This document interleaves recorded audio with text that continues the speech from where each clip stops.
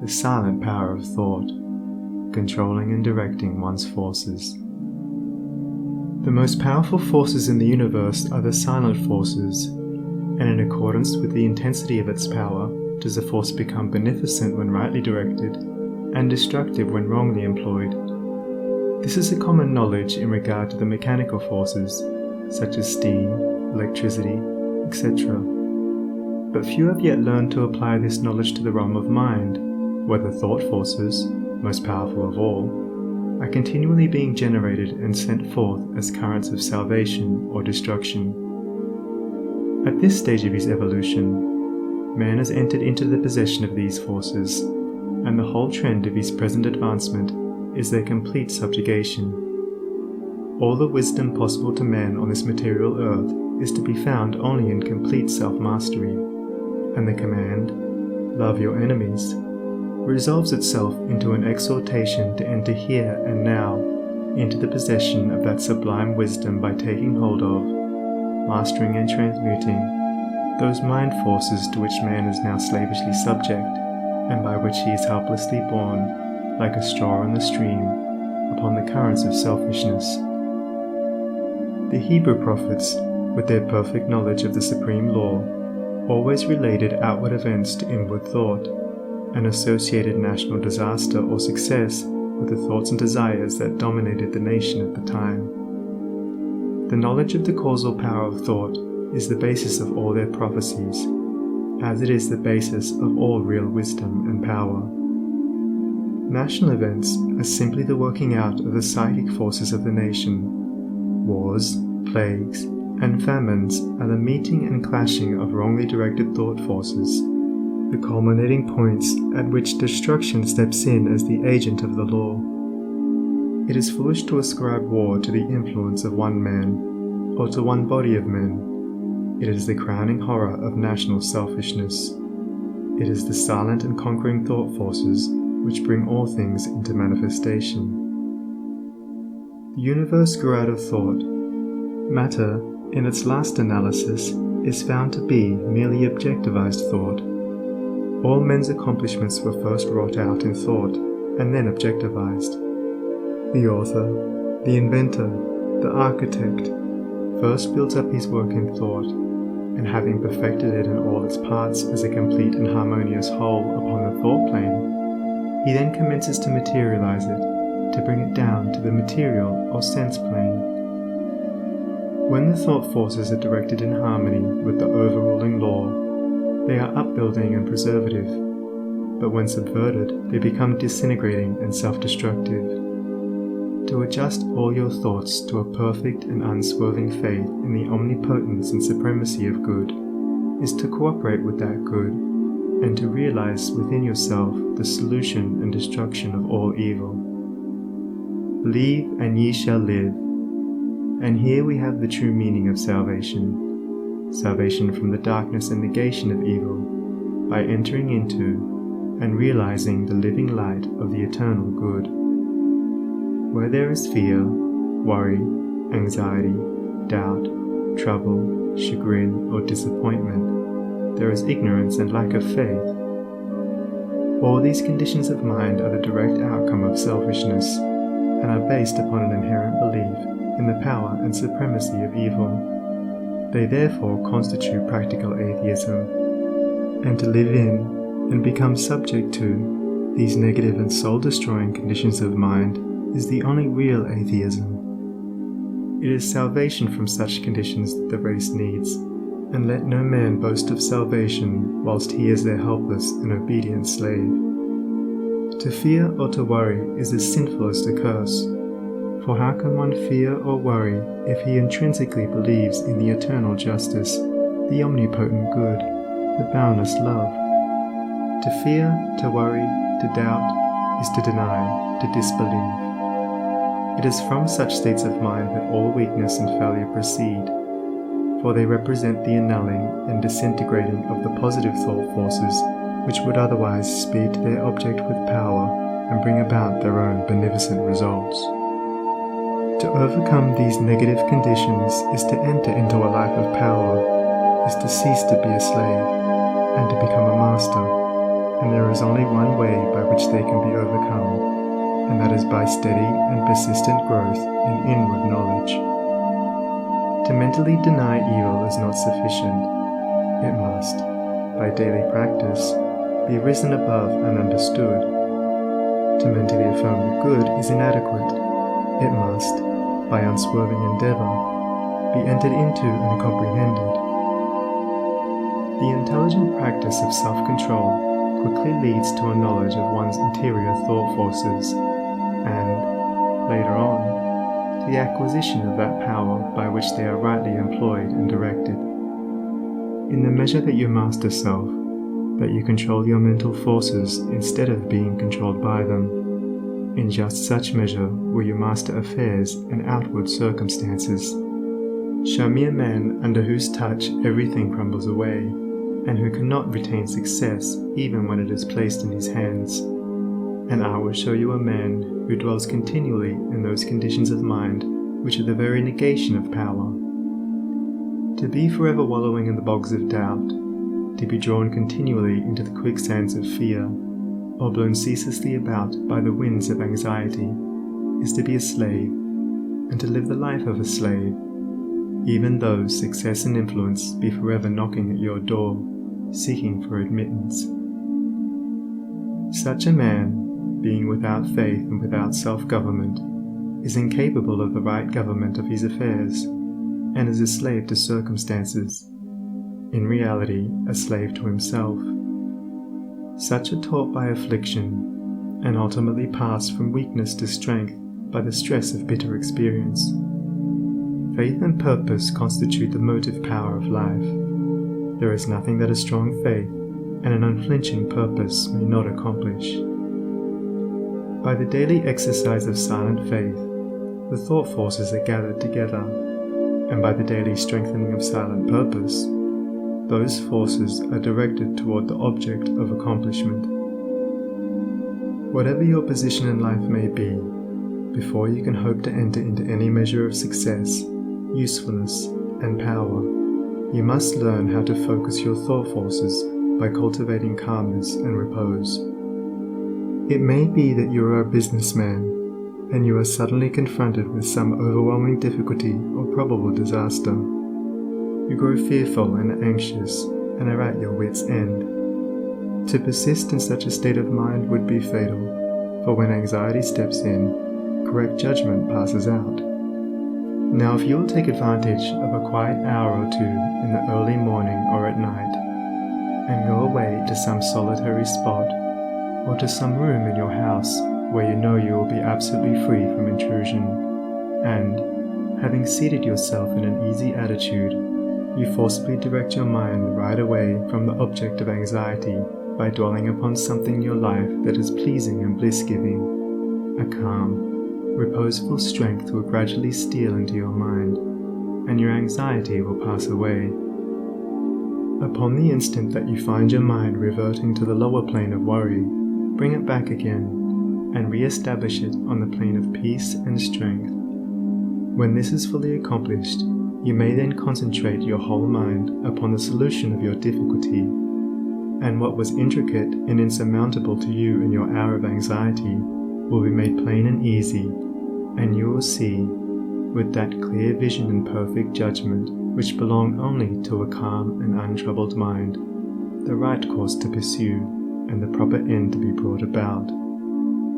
It may be that you will have to try day after day before you will be able to perfectly calm your mind, but if you persevere, you will certainly accomplish it, and the course which is presented to you in that hour of calmness must be carried out.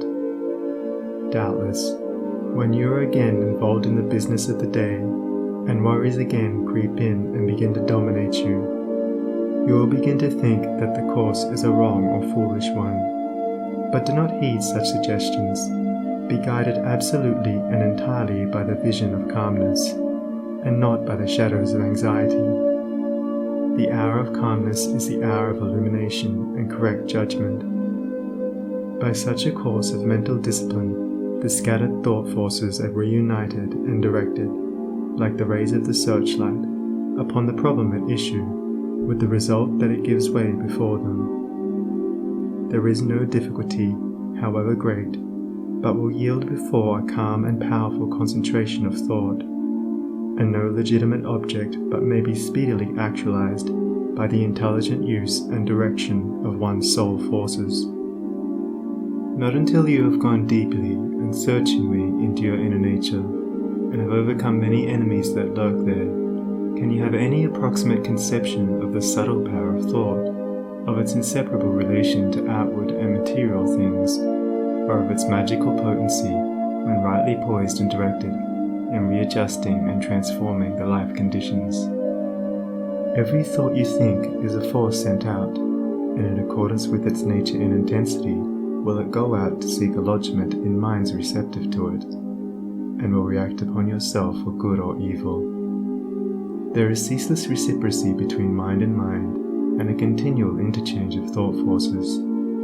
Selfish and disturbing thoughts are so many malignant and destructive forces, messengers of evil, sent out to stimulate and augment the evil in other minds, which in turn send them back upon you with added power.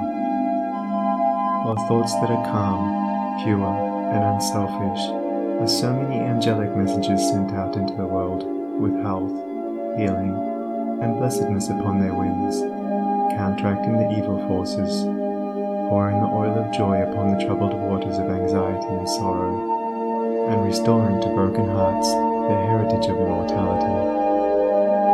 Think good thoughts, and they will quickly become actualized in your outward life in the form of good conditions. Control your soul forces, and you will be able to shape your outward life as you will. The difference between a savior and a sinner is this, that the one has a perfect control of all the forces within him, the other is dominated and controlled by them. There is absolutely no other way to true power and abiding peace, but by self-control, self-government, self-purification. To be at the mercy of your disposition is to be impotent, unhappy, and of little real use in the world. The conquest of your petty likes and dislikes, your capricious loves and hates, your fits of anger, suspicion, jealousy, and all the changing moods to which you are more or less helplessly subject. This is the task you have before you if you would weave into the web of life the golden threads of happiness and prosperity. Insofar as you are enslaved by the changing moods within you, you will need to depend upon others and upon outward aids as you walk through life.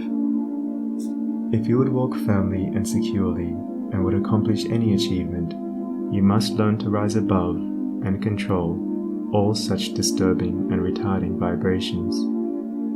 You must daily practice the habit of putting your mind at rest, going into the silence, as it is commonly called.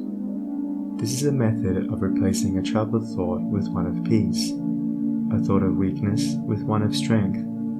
Until you succeed in doing this, you cannot hope to direct your mental forces upon the problems and pursuits of life with any appreciable measure of success. It is a process of diverting one's scattered forces into one powerful channel. Just as a useless marsh may be converted into a field of golden corn or a fruitful garden by draining and directing the scattered and harmful streams into one well-cut channel, so he who acquires calmness and subdues and directs the thought currents within himself saves his soul and fructifies his heart and life. As you succeed in gaining mastery over your impulses and thoughts, you will begin to feel, growing up within you, a new and silent power, and a settled feeling of composure and strength will remain with you. Your latent powers will begin to unfold themselves, and whereas formerly your efforts were weak and ineffectual, you will now be able to work with that calm confidence which commands success. And along with this new power and strength, there will be awakened within you that interior illumination known as intuition, and you will walk no longer in darkness and speculation, but in light and certainty. With the development of this soul vision, judgment and mental penetration will be incalculably increased, and there will evolve within you that prophetic vision by the aid of which you will be able to sense coming events and to forecast with remarkable accuracy the results of your efforts. and in just the measure that you alter from within, will your outlook upon life alter. And as you alter your mental attitude towards others, they will alter in their attitude and conduct toward you. As you rise above the lower, debilitating, and destructive thought forces, you will come in contact with the positive, strengthening, and upbuilding currents generated by strong, pure, and noble minds. Your happiness will be immeasurably intensified, and you will begin to realize the joy, strength, and power which are born only of self-mastery. And this joy, strength, and power will be continually radiating from you, and without any effort on your part, nay, though you are utterly unconscious of it, strong people will be drawn toward you, influence will be put into your hands, and in accordance with your altered thought world, all outward events shape themselves. A man's foes are they of his own household, and he who would be useful, strong, and happy must cease to be a passive receptacle for the negative, beggarly, and impure streams of thought. And as a wise householder commands his servants and invites his guests, so must he learn to command his desires, and to say, with authority, what thoughts he shall admit into the mansion of his soul. Even a very partial success in self-mastery adds greatly to one's power, and he who succeeds in perfecting this divine accomplishment enters into possession of undreamed-of wisdom and inward strength and peace, and realizes that all the forces of the universe aid and protect his footsteps who is master of his soul. Would you scale the highest heaven? Would you pierce the lowest hell? Live in dreams of constant beauty, or in basest thinkings dwell? For your thoughts are heaven above you, and your thoughts are hell below. Bliss is not, except in thinking, torment naught but thought can know. Worlds would vanish but for thinking, glory is not but in dreams. And the drama of the ages, from the thought eternal streams. Dignity and shame and sorrow, pain and anguish, love and hate, are but maskings of the mighty pulsating thought that governs fate. As the colors of the rainbow makes the one uncolored beam, so the universal changes make the one eternal dream.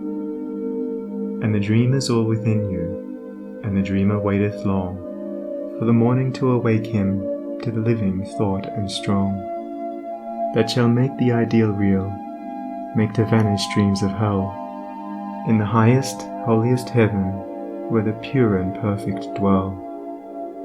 Evil is the thought that thinks it, good the thought that makes it so.